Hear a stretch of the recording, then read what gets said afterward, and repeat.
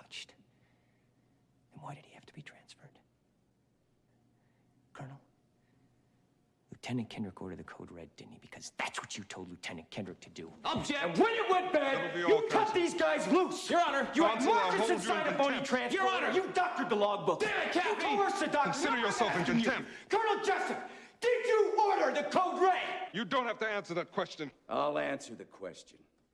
You want answers? I think I'm entitled. You want answers? I want the truth! You can't handle the truth!